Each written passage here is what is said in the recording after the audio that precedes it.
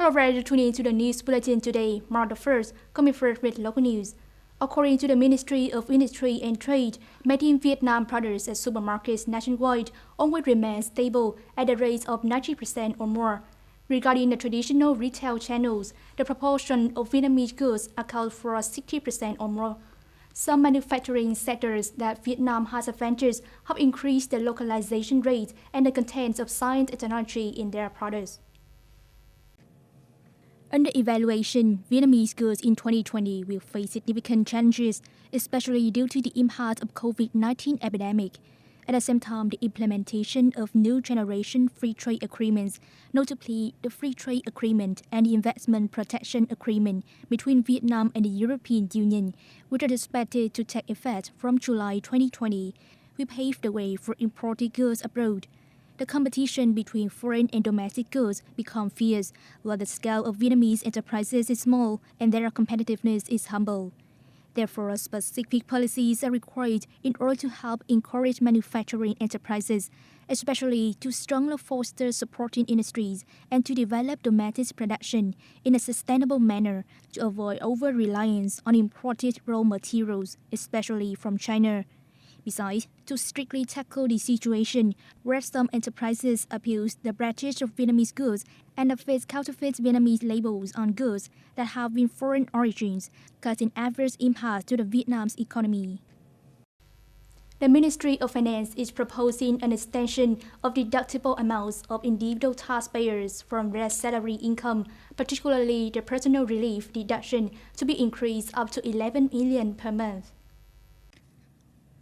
According to the proposal, starting from tax period of 2020, tax deduction for personal relief will be increased from 9 million Vietnam dong to 11 million Vietnam dong per month.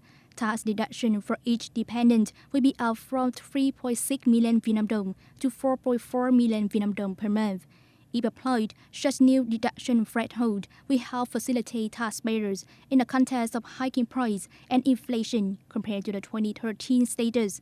Such deductions are proposed to be applied on all taxpayers.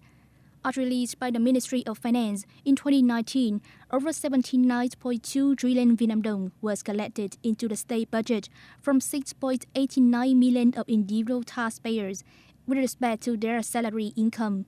However, if such new proposals are made, total revenue from salary-paid income tax will decline to nearly 69 trillion Vietnam dong, which means a state budget loss of some 10.3 trillion Vietnam dong each year.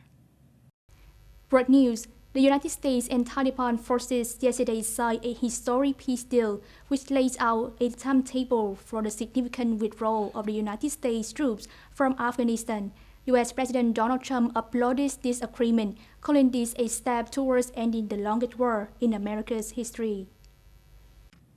We are working to finally end America's longest war and bring our troops back home. A White House statement quoted Trump as saying of the deal signed earlier in Qatar's capital of Doha.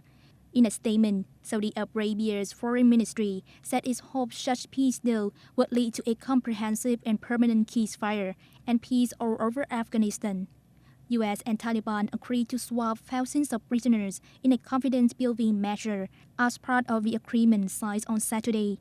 Earlier, U.S. Secretary of State Mike Pompeo said at the signing ceremony that the U.S. will closely watch the Taliban's compliance with their commitments and calibrate the pace of U.S. withdrawal to their actions.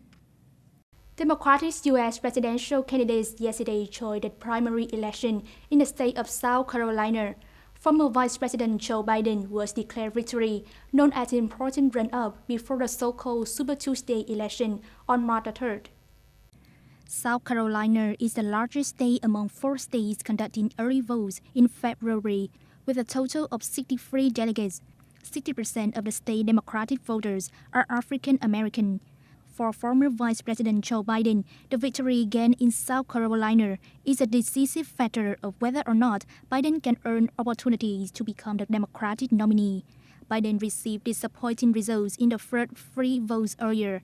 Biden's triumph this time also raised a question whether there is any other Democratic candidates can become the biggest rival to the top Democratic candidates at present, Bernie Sanders, who declared the victory in 2 consecutive elections in the 2 states of New Hampshire and Nevada.